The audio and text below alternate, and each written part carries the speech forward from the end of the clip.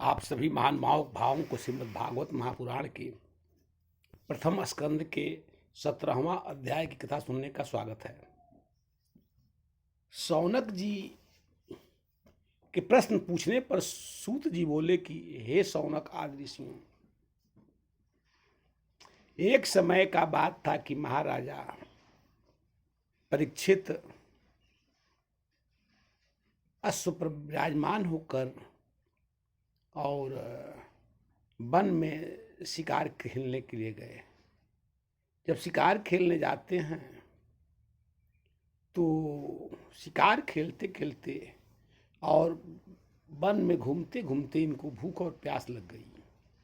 सो भूख और प्यास से व्याकुल प्रजापालक धर्मपालक महाराजा पांडु नंदन परीक्षित आते हैं और श्रमिक जी के आश्रम में आकर और यह भूख प्यास से व्याकुल हैं। सो मन में विचार करते हैं कि मुझे महर्षि मुझे जल पिला में, और ये महर्षि को बार बार दंडवत कर रहे हैं। दंडवत करने के उपरांत भी महर्षि के मुख से कोई आवाज़ नहीं आती है। सो कि महर्षि ध्यानमग्न है। सो बार बार परीक्षित के पुकारने के बाद भी श्रमिक जी का ध्यान नहीं टूटा। जब नहीं टूटा तो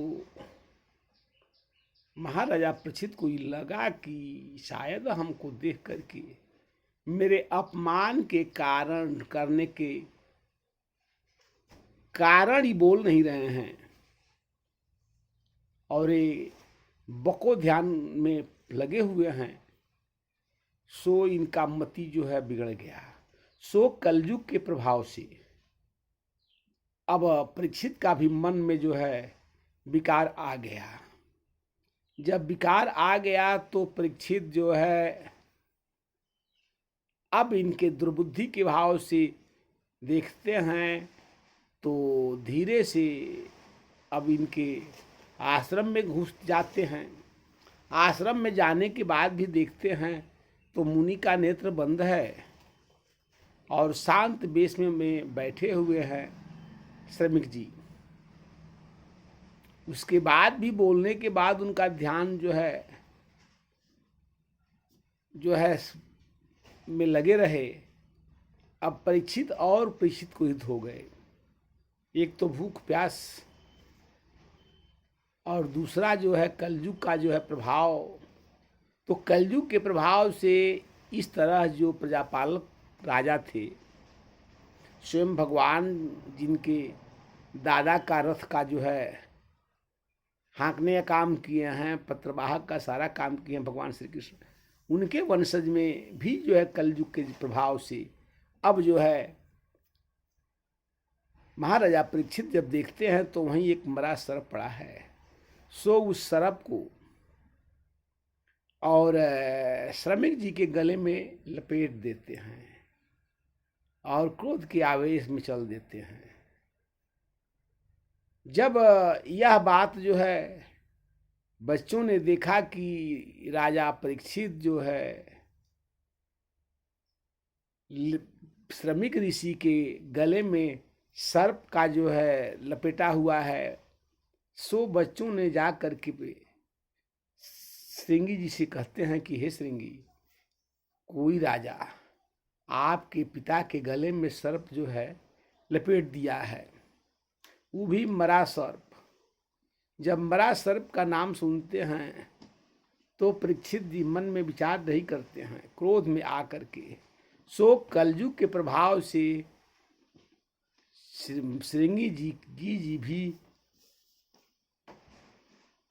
अब जो है कलयुग के प्रभाव से क्रोधित हो गए और वहीं जो है श्राप देते हैं कि जिसने भी मेरे पिताजी के गले में सर्प जो है लपेटा है, सो मरा हुआ सर्प भी जो है वह भी जो है जा कर के और वह जीवित हो कर के और वह जो है आज के 7वें दिन जो है उसको काट देगा।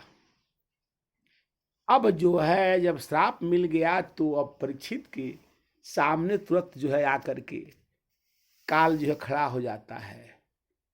श्राप की, मैं तुझे श्राप मिल गया है, तुझे जो है आज के 7वें दिन तक्षक नाग काटेगा, यानी मरा हुआ सर्प। जब इस तरह की बात जो है श्राप देने के उपरांत जो है श्रृंगी ऋषि रोते हुए आते हैं, अपने पिता से कहते हैं कि हे पिताश्री, आपके गले में किसी राजा ने मरा हुआ सर्प लपेटा है, सो मैं उसको श्राप दे दिया हूँ, और रो रहे हैं।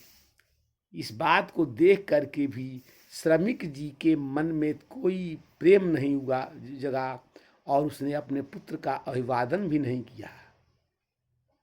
बोले कि तुमने इतने बड़े धर्मात्मा राजा को तुमने श्राप दे दिया, एक छोटी सी बात के लिए।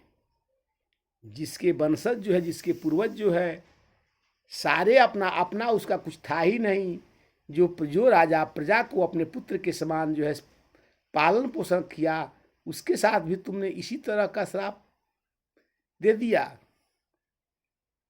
इस तरह से बड़े क्रोधित हो गए, और इसी प्रकार जो है श्रमिक जी बोले कि तुमने जो है घोर पाप किया है, इसलिए अब मुझे उसके पाप के निवृत्ति के लिए जाना चाहिए। जय श्री कृष्ण।